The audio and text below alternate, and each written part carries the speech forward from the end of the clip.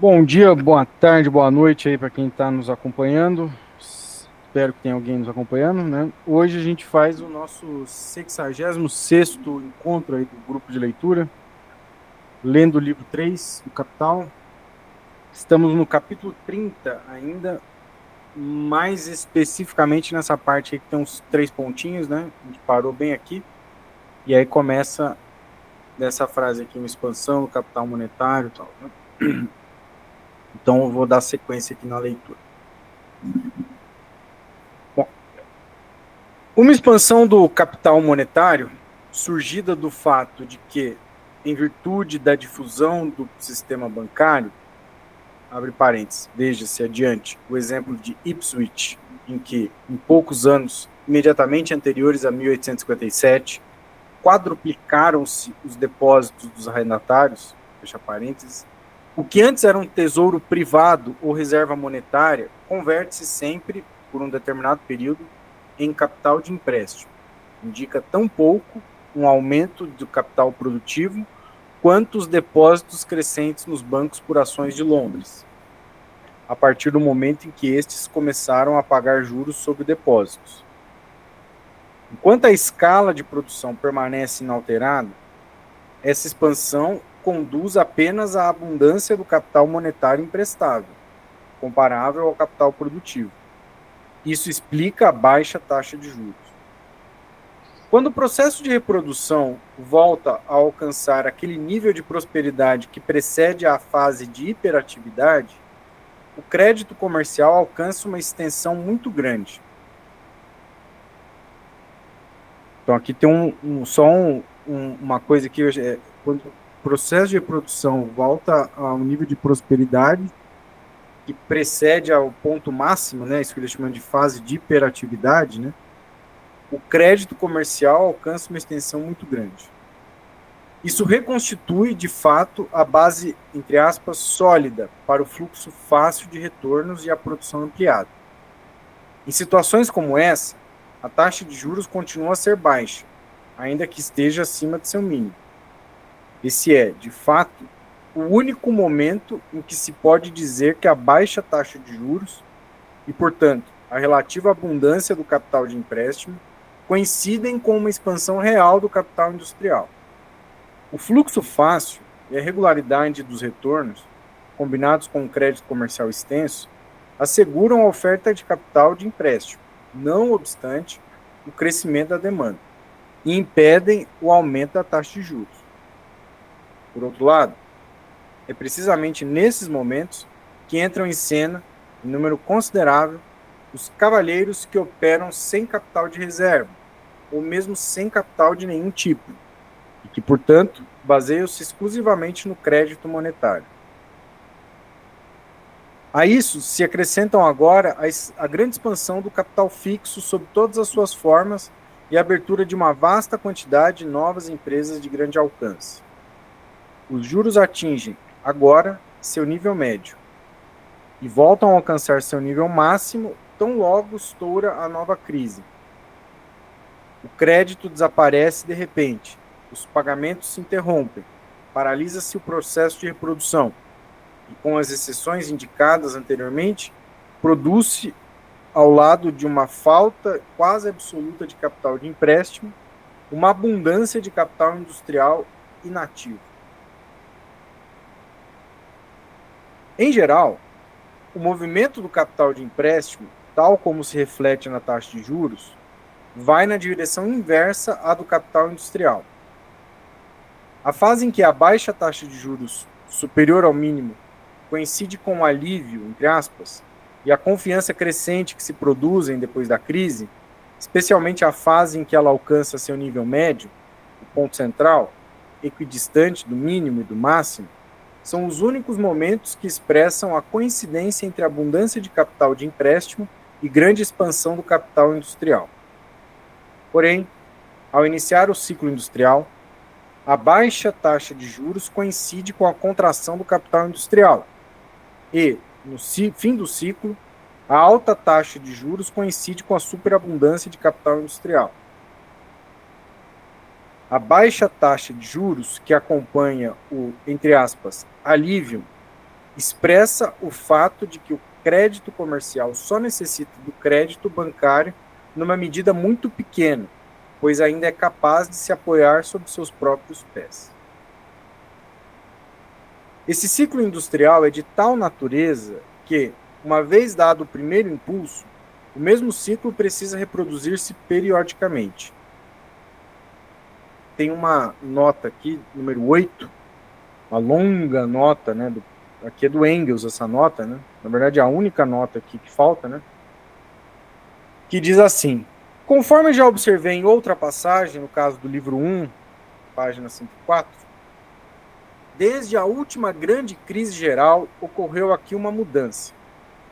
A forma aguda do processo periódico, com seu ciclo, até hoje, de 10 anos, parece ter cedido lugar a uma alternância mais crônica, mais prolongada, que se distribui entre os diversos países industriais, em tempos diferentes, a uma melhoria relativamente curta e fraca dos negócios, acompanhada de uma pressão relativamente longa e indecisa.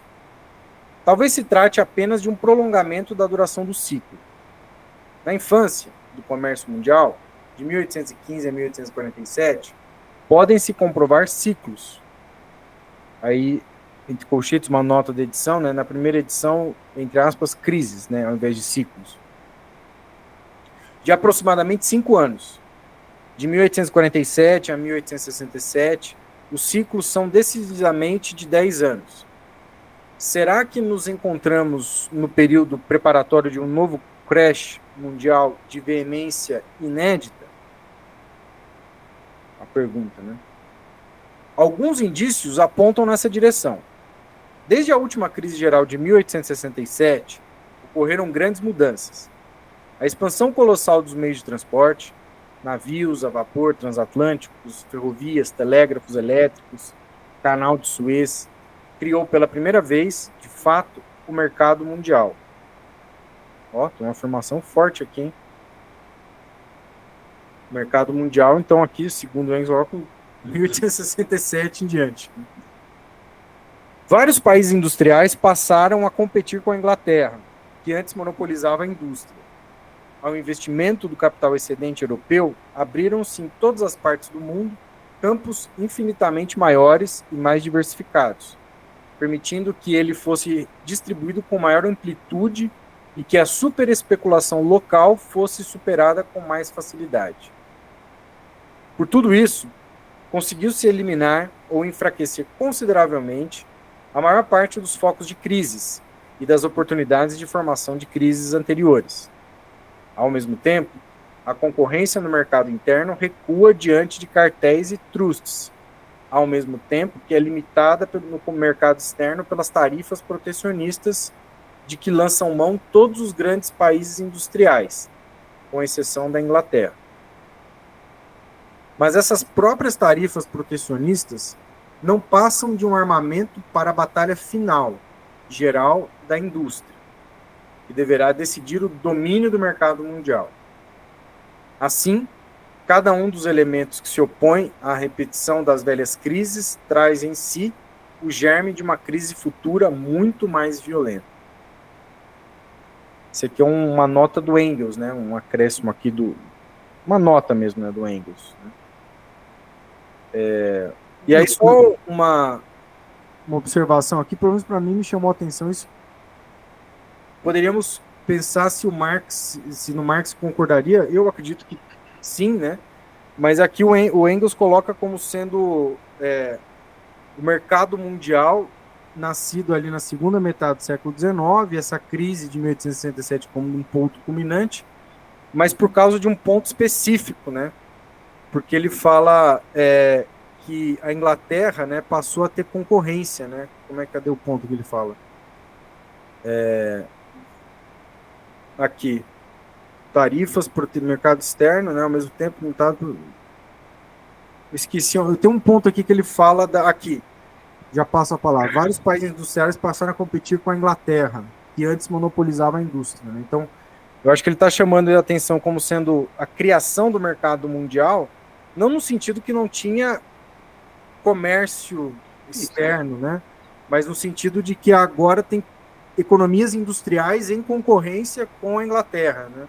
Eu acho que esse é o ponto de diferença ali, por isso que eu acho que ele está falando em mercado mundial. A Raquel levantou a mão. Essa conversa aí eu acho que vai longe, né? A gente, enfim, tem vários elementos aqui que a gente poderia usar para concordar ou discordar.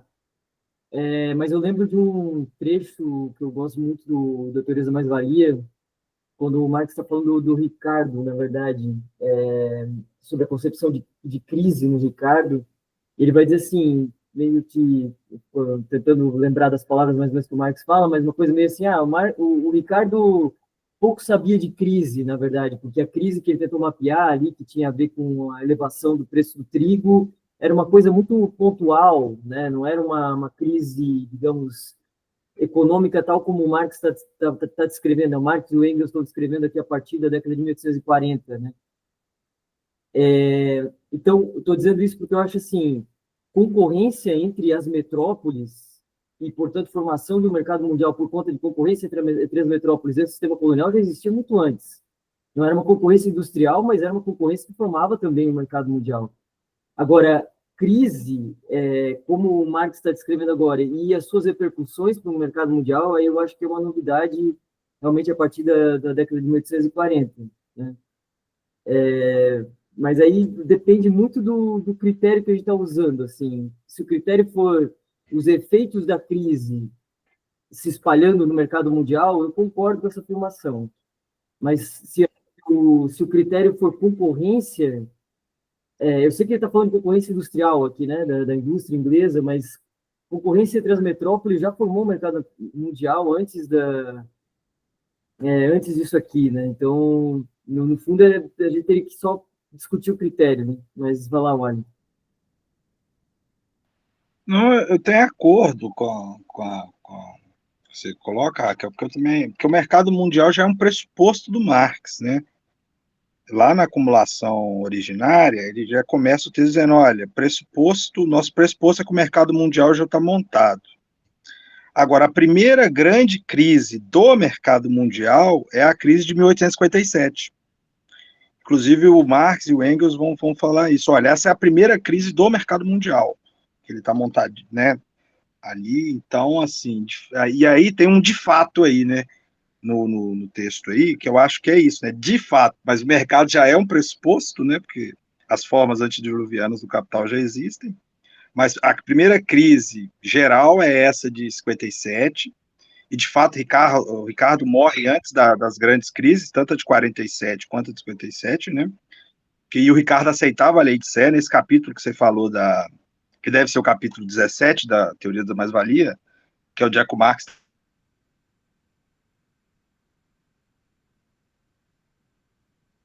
Travou aqui para mim, Wally. Não sei se Também não estou ouvindo mais. Caiu. Depois que tu falou o capítulo 17, travou.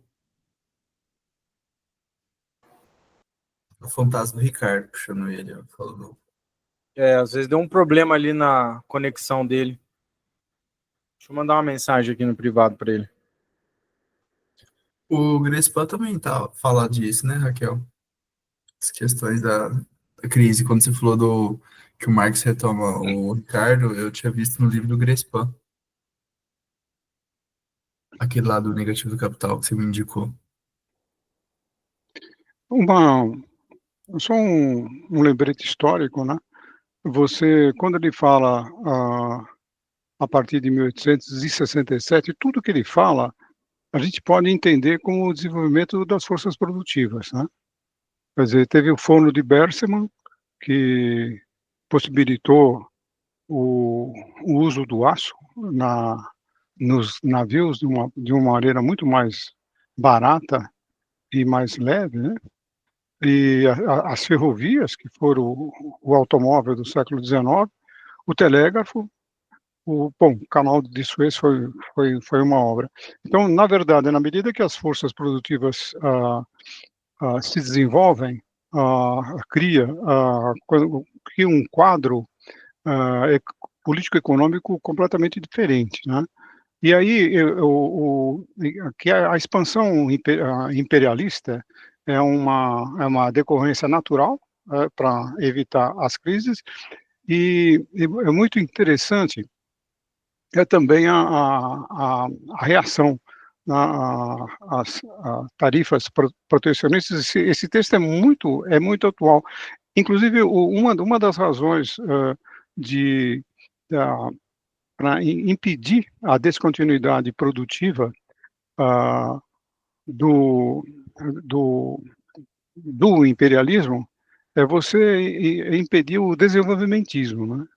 Quer dizer, o desenvolvimento da produção na periferia, né? E isso daí você pode ver em 3 casos recentes muito importantes, que foi a crise do petróleo, que arrasou os países chamados emergentes, a taxa de juro do Paul Volcker, que enterrou definitivamente o projeto desenvolvimentista conservador brasileiro, e agora as tarifas toda vez, isso é uma reação em relação à possível interrupção do volume de produção das economias centrais. Olha isso.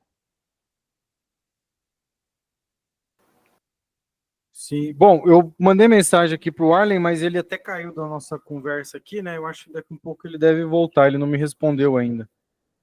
Mas vamos seguindo aqui então, né? Agora, um outro ponto que o Marx não fala, isso daí, por exemplo, se há uma limitação, quer dizer, o desenvolvimento, o aumento da produção que vai gerar, por exemplo, a exportação e por conseguinte, a reserva de mercado, ele não toca no ponto da inflação, ele não fala no ponto da inflação, né? Ele não fala isso, quer dizer,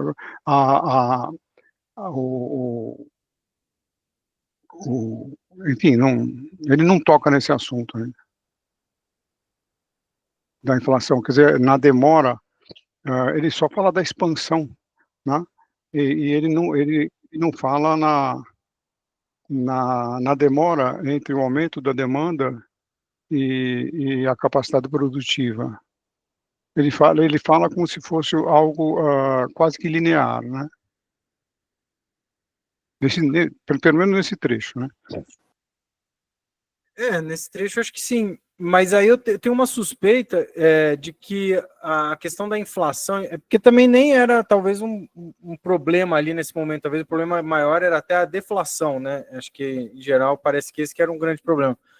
Mas eu acho que naquele capítulo do livro 3, o capítulo 6, se eu não me engano, que ele fala da absorção e liberação de capital, eu tenho a sensação, assim, eu suspeito de que a discussão marxiana sobre inflação, ela poderia ser desenvolvida a partir desses fenômenos que o Marx chama de absorção e liberação de capital. Então, em certos momentos, a reprodução do capital vai exigir um valor de capital constante maior, isso implica numa absorção de capital, ou capital variável, né? Enfim, eu tenho a sensação de que iria por aí, mas de fato, você tem razão, ele não é exatamente, ele não está colocando a inflação aqui nesse momento.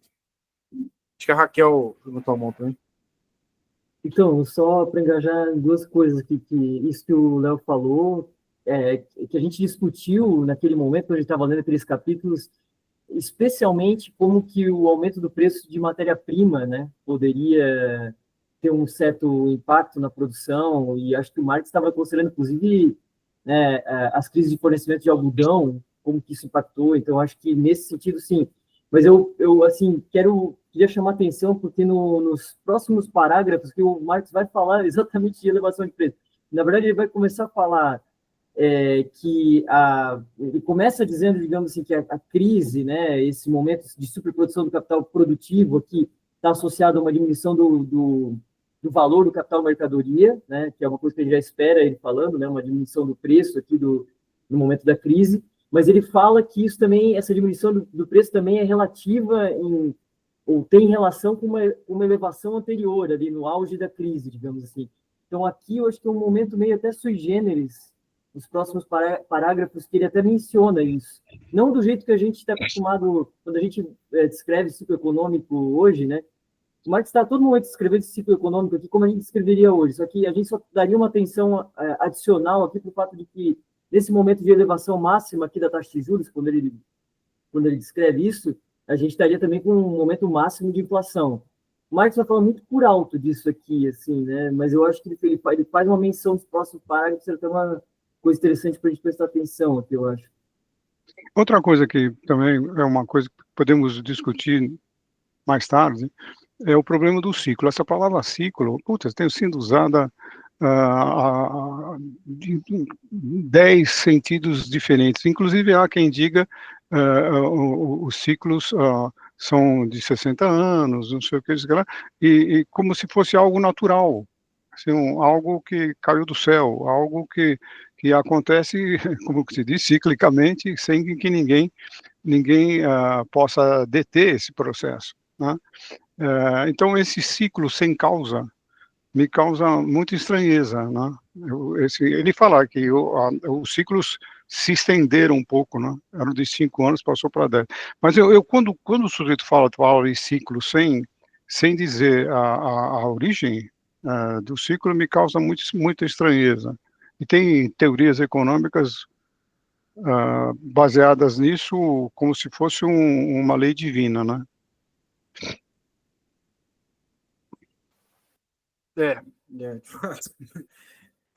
Tem aquele do Kondratiev, né? O ciclo de Kondratiev. Tem aquele ciclo de Juglar também, que eu acho que ele é um pouquinho menor, eu não lembro agora quantos anos era, mas ele é um pouquinho menor do que o de Kondratiev.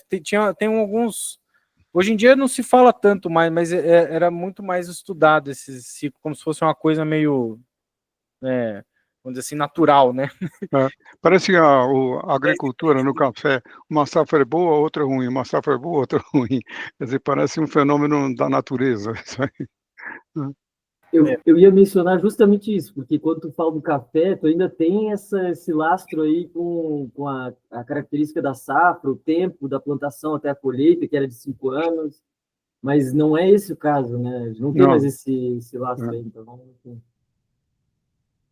Agora, o que ele está falando, o que esse capítulo, ele descreve a trajetória da taxa de juro, e explica o seu mínimo, o seu máximo, então o período crescente e o período decrescente. Então ele está descrevendo a curva da taxa de juros, né, em função de outras variáveis, né.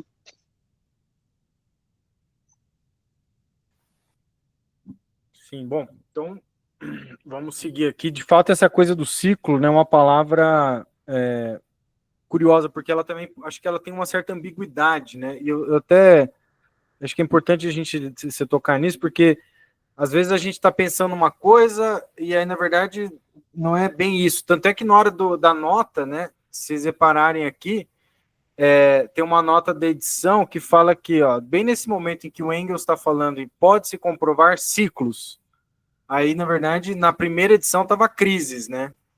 Então tem uma certa ambiguidade aqui nessa noção de ciclo, que às vezes pode gerar algumas, vamos dizer assim, confusões. Tipo, aqui ciclo industrial, né?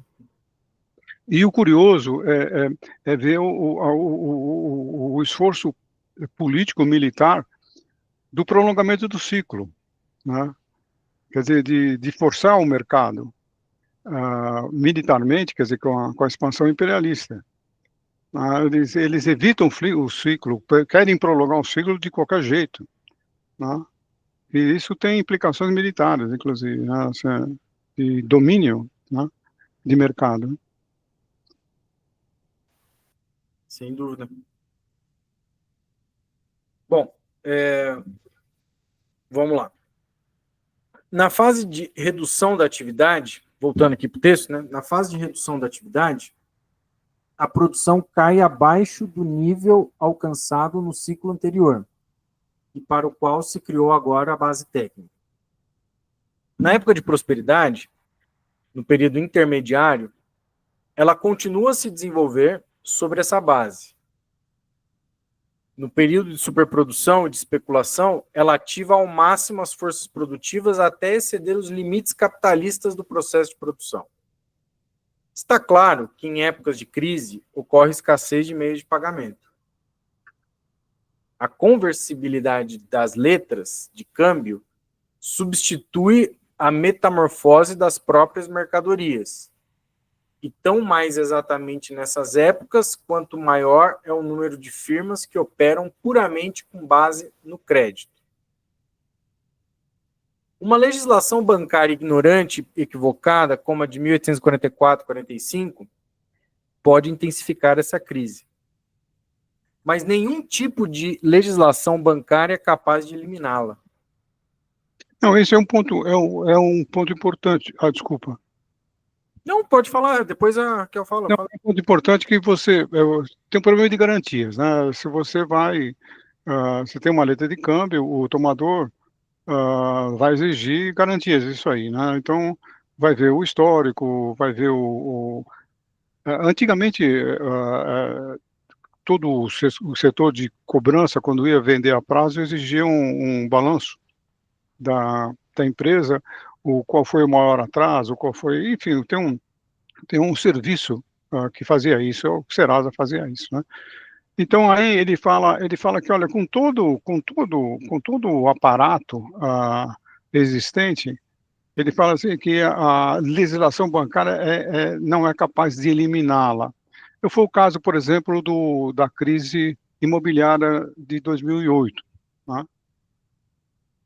Quer dizer, com se ela aconteceu independentemente de todos os avisos, de todas as leis existentes, né? É um caso concreto, né? E agora o capitalista que não tem capital e ele vive à base de crédito, quer dizer, se alguém deixar de pagar, ele quebra, né? Isso daí é uma leviandade de quem emprestou dinheiro para ele, né? Agora, isso parece lógico.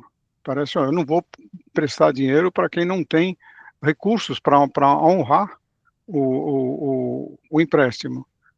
Ele fala, olha, isso aí está na sua cabeça só. Ele está falando, isso está na sua cabeça. Existem forças maiores que transpõem todo esse raciocínio, anulam esse raciocínio. É o que ele acabou de dizer.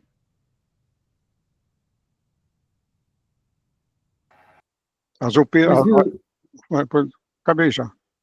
Desculpa, eu já tinha terminado. É só porque aqui eu só ia chamar a atenção que, na verdade, isso aqui é muito curioso.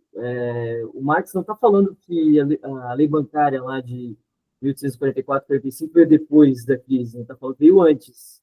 Então, lei bancária ali que basicamente exigia que toda emissão na Inglaterra tivesse lastro no Banco de Londres, lá, né? No Banco da Inglaterra, na verdade.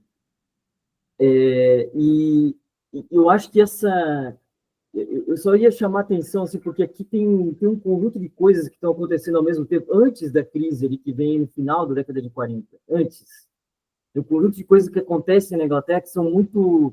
Eu particularmente gostaria de saber articular melhor essas coisas, que é, por exemplo, essa lei bancária aqui que vai exigir que toda emissão de moeda tenha lastro em ouro. Em 46, logo na sequência, tem o fim da lei dos cereais, que aí finalmente vai fazer com que o problema que era o grande problema do Ricardo, era o problema do Ricardo, era o problema do Smith, era o problema do Malthus, que era o preço do trigo, vai chegar ao fim. Não tem mais esse problema, vai acabar esse problema em 46. E claro, se quiser nesse momento aqui, a gente pode lembrar até da história brasileira aqui e pensar o quanto que a Inglaterra está pressionando o Brasil aqui nesse momento, no último checkmate para o Brasil acabar com o tráfico de escravizados aqui no território, né, brasileiro. São várias coisas assim que estão em transformação e que vão redundar depois nessa crise da década de 40. Não vem depois da crise, vem antes da crise final ali da década de 1940 para a Inglaterra. Então, confesso que eu não consigo articular tão bem esses elementos, mas acho que sempre que aparece aqui é bom ressaltar para a gente tentar juntos, né, pensar aqui como que essas coisas se articulam.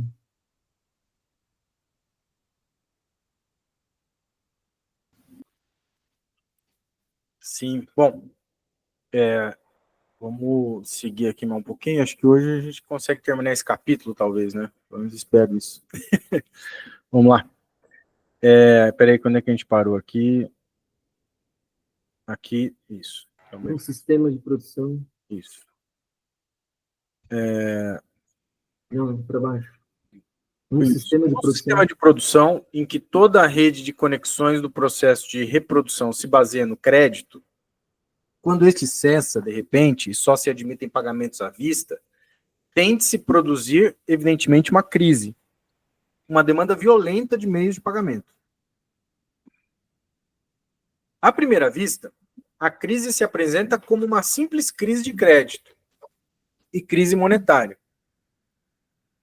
E, com efeito, trata-se apenas da conversibilidade das letras de câmbio em dinheiro. Mas a maioria dessas letras representa compras e vendas reais, cuja extensão, que vai muito além das necessidades sociais e acaba servindo de base a toda a crise,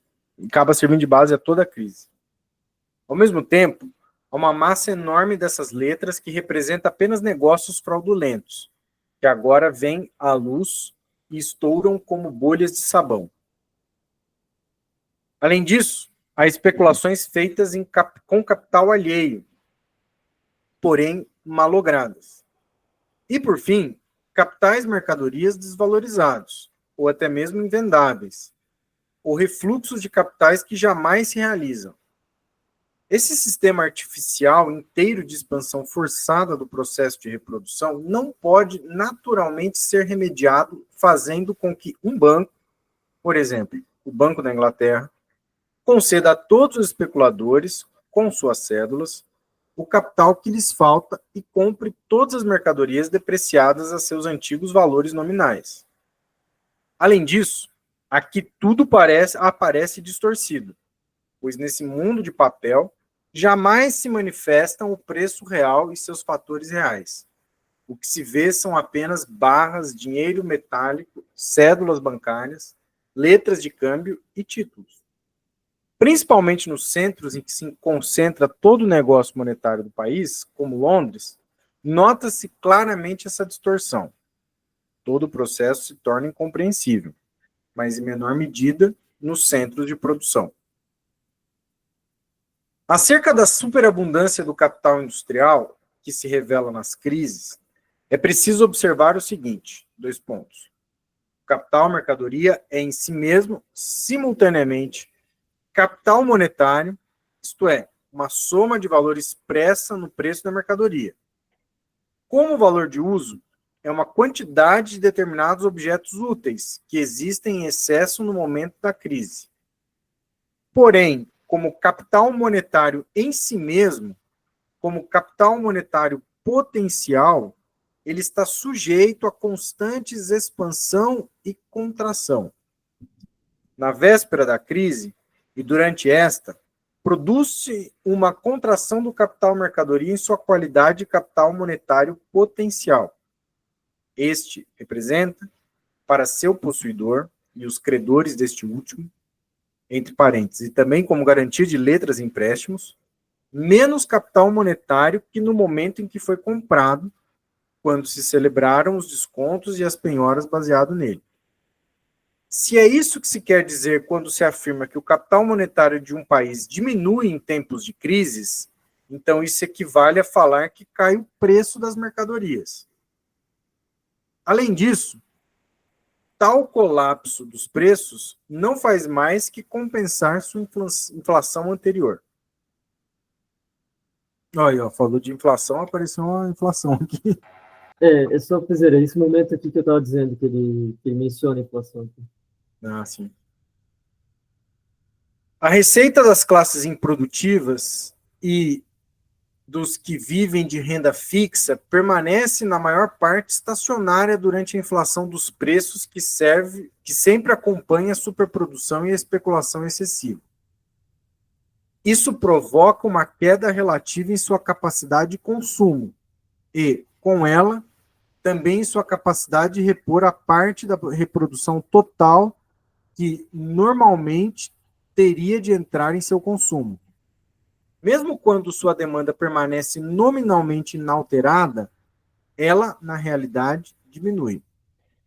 Quanto à importação e à exportação, devemos assinalar que todos os países se veem sucessivamente arrastados para a crise e que logo se evidencia que todos, com pouquíssimas exceções, importaram e exportaram mais do que o devido, que a balança de pagamentos se tornou desfavorável para todos e que, de fato, o problema não está na balança de pagamentos.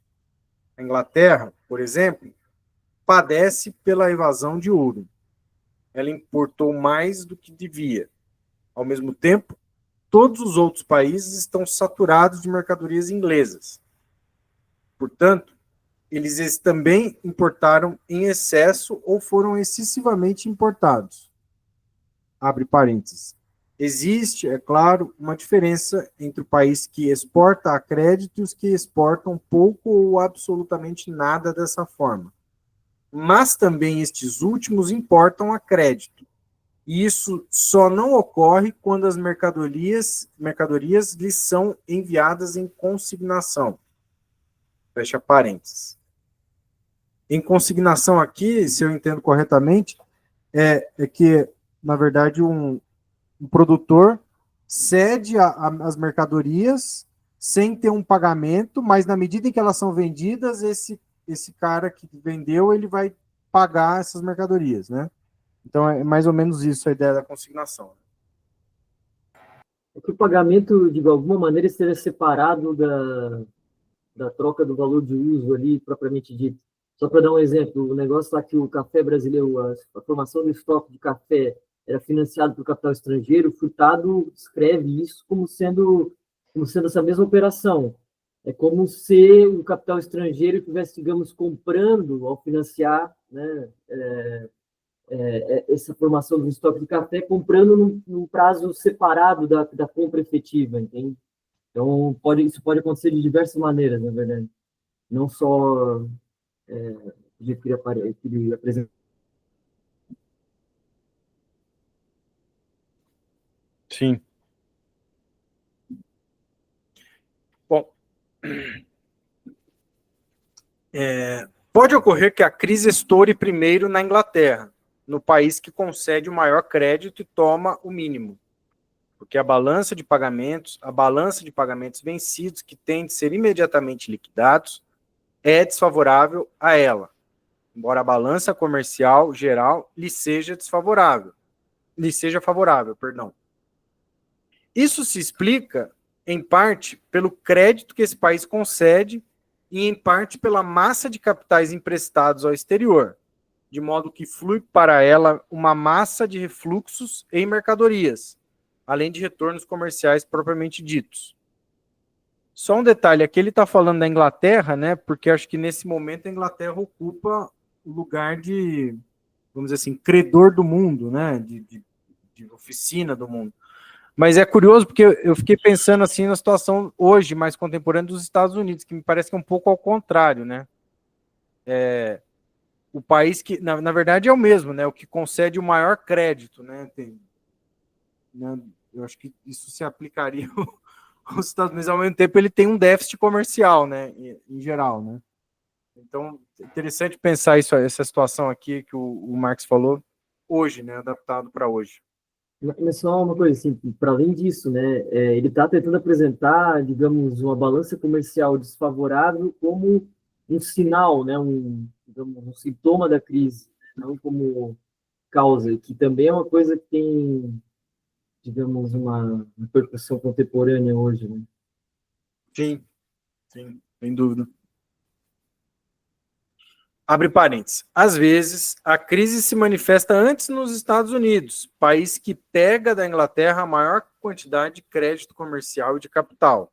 Fecha parênteses. Bom, isso aí, hoje em dia, acho que está invertido, né? Hoje em dia mudou bem isso aí.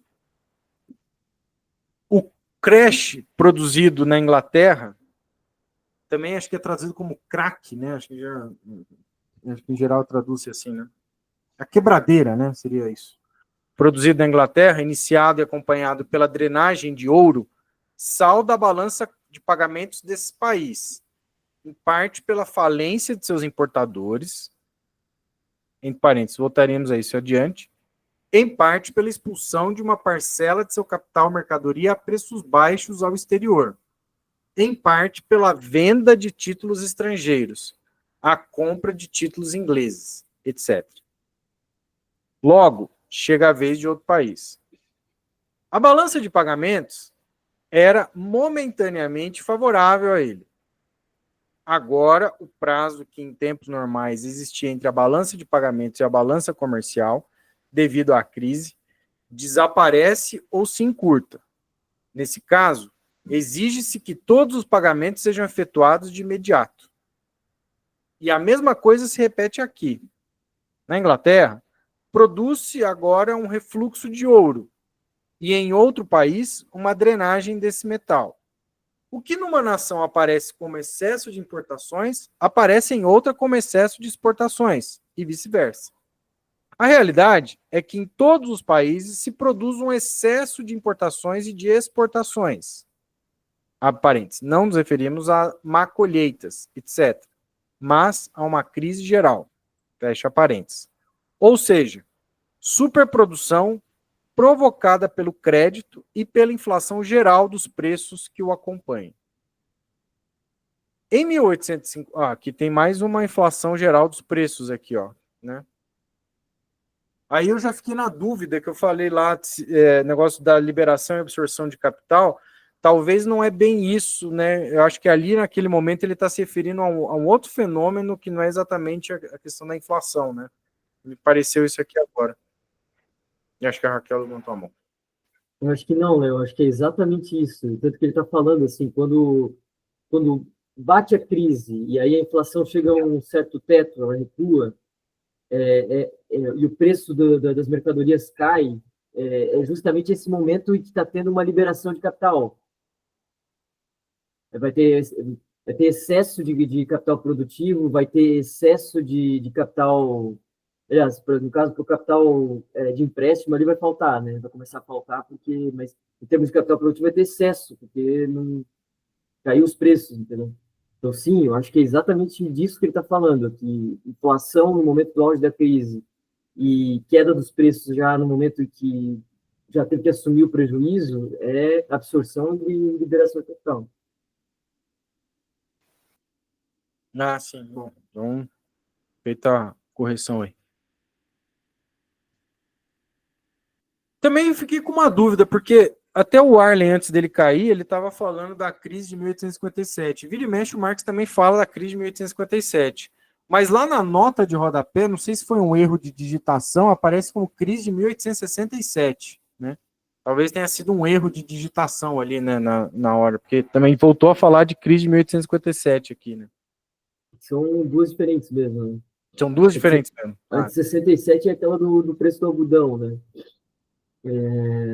Que é aqueles capítulos, os capítulos 6, lá que a gente leu no início do livro 3, tá mais essa de 1867, pela elevação do preço do algodão, no meio da Guerra Civil lá dos Estados Unidos e tudo mais.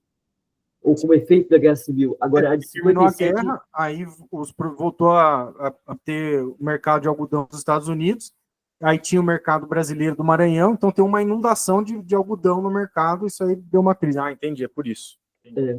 A de 57 que é outra coisa. Eu te confesso que eu não sei exatamente onde que o Marx coloca a causa dela, se tem uma coisa mais específica, assim, eu não sei.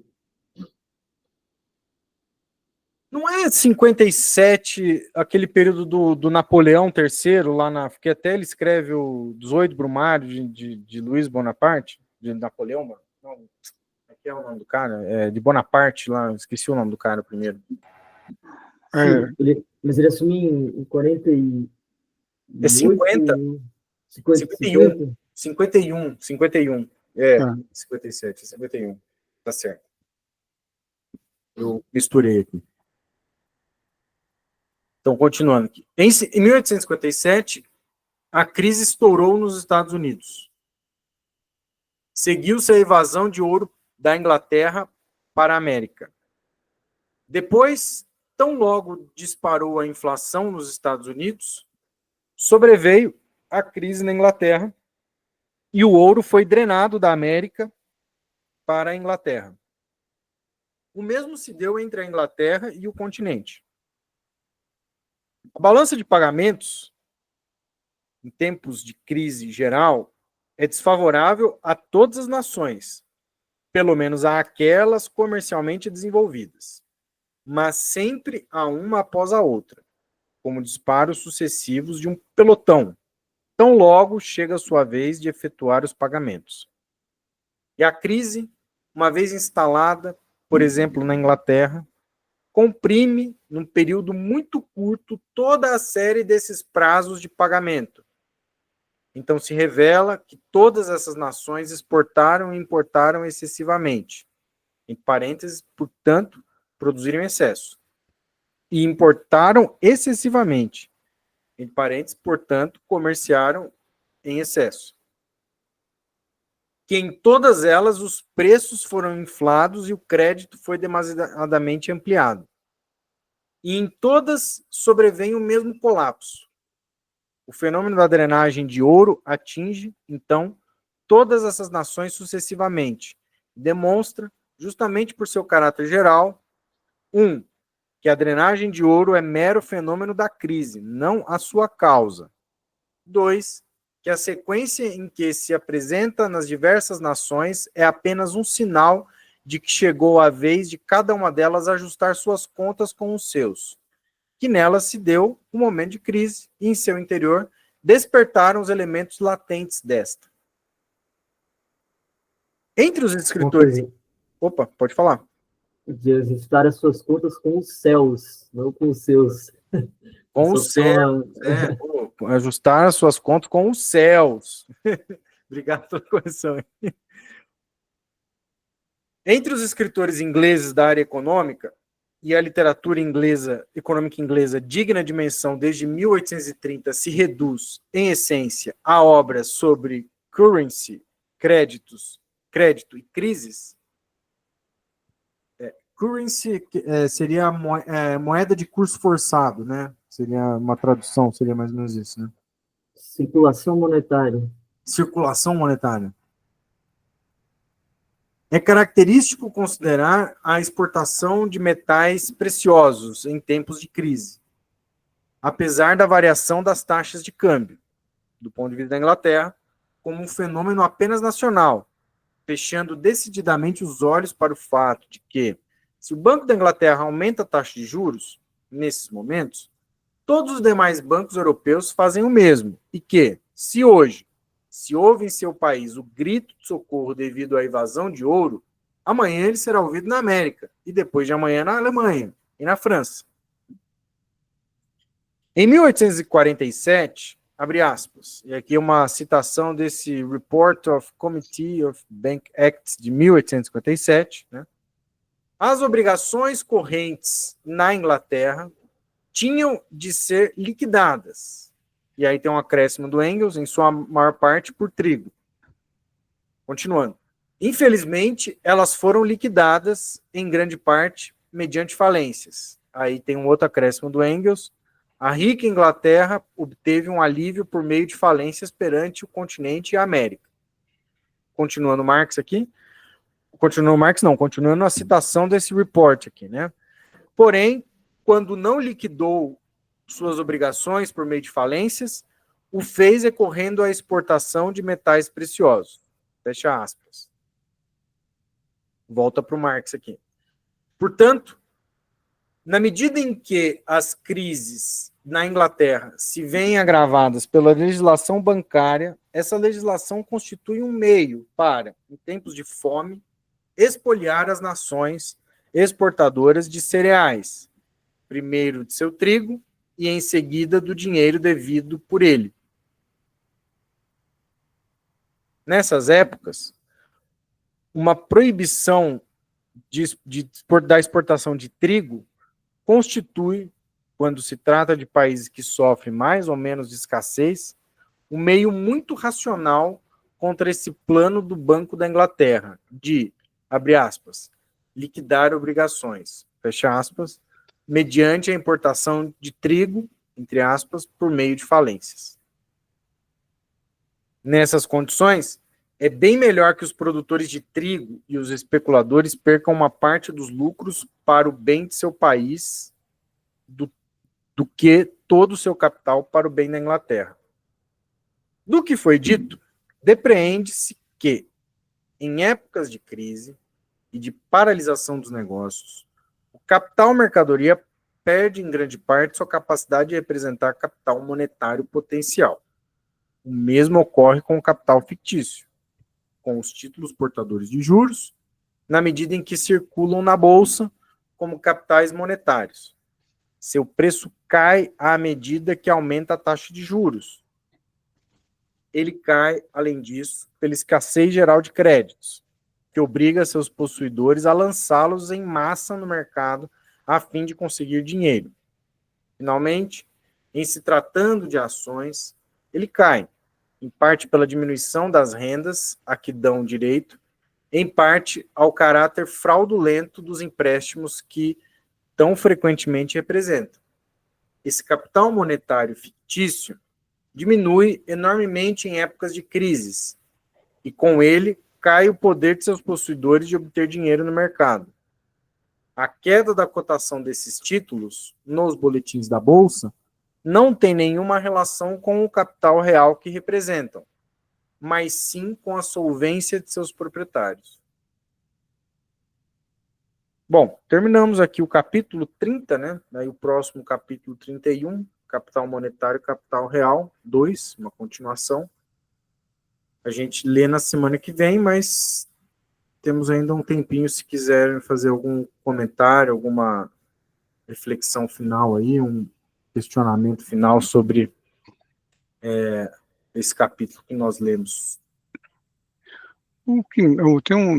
Na verdade, ele fala do cotejo entre o capital comercial e o capital monetário, né?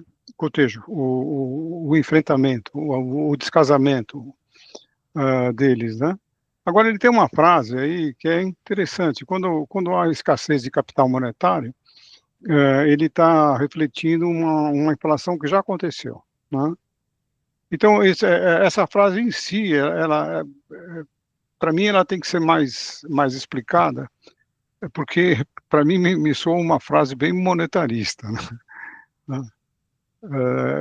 Assim, então, você fala assim, bom, então eu posso controlar a inflação a partir do controle do capital financeiro. Ele fala, ele retrata um problema histórico, né? Isso acontece. Ele não está dizendo que isso aí seria uma diretriz, né? Então, ele fala, olha, houve um descasamento entre o capital comercial e o capital monetário, e ele chega um ponto em que você retrai, o capital monetário é retraído, e devido a um processo de crise acompanhado com a inflação passada por causa da superprodução, essa coisa toda. Então, você fala assim, bom, então para conter, ele fala, esse é um fenômeno natural, não quer dizer que isso aí seja um remédio, né? Quer dizer, quando acontece essa crise, há uma natural retração do capital monetário, porque eles vão perder dinheiro se eles emprestarem. Então, há uma retração. Então, aí, você podia ler essa frase de uma maneira diferente, fala assim, olha, o remédio para esse tipo de crise é a retração do capital monetário, quando ele é consequência e não causa. Não sei se vocês entendem assim.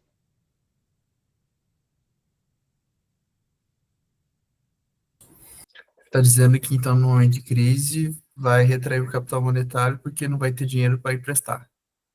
Não, dinheiro tem, mas é de alto risco. Você Entendi. corre o risco de não receber. Não recebeu o pagamento. Não receber o pagamento. Então, na verdade, há uma retração por inadimplência. Quer dizer, você não consegue, por falta de Então, então isso aí foi consequência e não causa.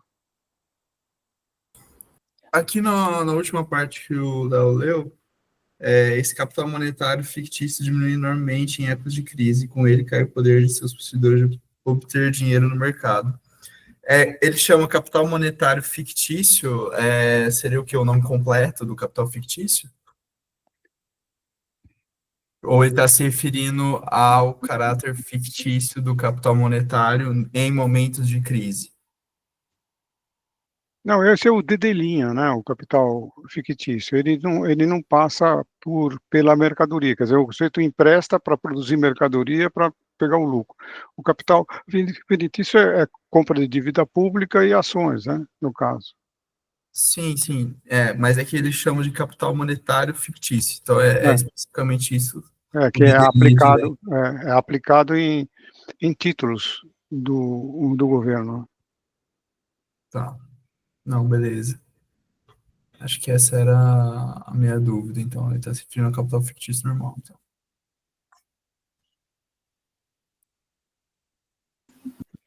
Eu tinha até nisso que o Fernando tinha colocado, eu tinha destacado aqui até um pouco antes do Gabriel comentar, né? Eu não sei se era disso que ele estava falando, mas me parece que sim, né? Que o Marx elenca aqui duas, vamos dizer assim, considerações, né?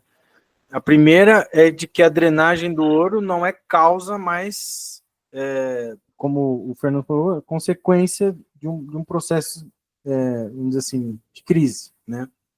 E aí que eu acho que distingue dessa noção mais monetarista, né, que vai entender que, na verdade, a causa seria justamente a drenagem do ouro, né? Então teria que estancar essa causa para poder resolver a crise, né? E o Marx está dizendo, não é isso aí é só a expressão dessa crise acontecendo. Né? Querer acabar com essa expressão sem querer lidar com a causa não necessariamente resolve, né? E aí eu acho que esse segundo ponto é interessante porque, de alguma maneira, né, essa crise vai ser... Você tem um mercado mundial, né? Essa crise vai repercutindo. E ela vai repercutindo de diferentes maneiras em cada lugar, né? Então, vai ter uns lugares que vão ter exportação de ouro, tem os lugares que vão absorver esse ouro, né? Algumas nações. Não sei, me parece que esse fenômeno como um todo, ele é extremamente ambíguo, contraditório, né? Porque, enfim, a crise no mercado mundial ela vai repercutindo de diferentes maneiras, né? Dependendo das economias que estão sendo ditas. Bom, é isso. A Raquel vi que levantou a mão, já passo para ela. Só acrescentar um ponto a mais nisso que você está falando, repercute também porque todos os países estão, de alguma maneira, submetidos ao padrão ouro, né? Quando o Marx fala ali no penúltimo capítulo, assim, que ele fala, no penúltimo parágrafo, desculpa, ele fala que a legislação bancária, em épocas de escassez de alimentos, é um meio de lesar as nações exportadoras de trigo, né? Ou seja, essa subordinação aí ao lastro em ouro é o que talvez permite esse efeito em cadeia aí da crise, né? Que um consiga exportar para o outro a crise, de certa maneira, assim. Então, isso aqui está meio implícito nesse capítulo, que talvez uma das coisas mais interessantes que tem, para além da discussão que, como o Fernando começou na fala dele antes ali, né, falando que, bom, o que o Marx está querendo discutir aqui é se a acumulação do capital produtivo tem a ver com a acumulação, na verdade, de capital de empréstimo. É assim que ele começou o capítulo. Só que ele tira outras consequências aí no meio do capítulo, tipo essa aqui do balanço de pagamentos, assim, essas coisas que ele fala do balanço de pagamentos são muito interessantes, até mesmo para a gente pensar em termos contemporâneos, assim. Que é isso, né? Só se alastra porque está todo mundo submetido a esse mesmo lastro em ouro aí, né? Senão, hoje não mais ao lastro em ouro, mas em outros lastros, né? Também são lastros. Então, enfim. Outro ponto, assim, ó, a Inglaterra importou demais, né? Importou mais do que deveria importar. Então ela vai ter que pagar por essa importação. Tem duas formas de pagar, ou a drenagem de ouro, ou a falência. Falência é aquele cara que importou, disse que não pode pagar e acabou. Quem toma o prejuízo é o exportador, né? Então ele usa esse recurso. Ele fala assim, olha, isso aí que devia ser bancado pelo Banco da Inglaterra, e não é. Foi falência mesmo. O cara que importou não vai pagar e fica por isso mesmo. Quem tem prejuízo é o exportador. Né?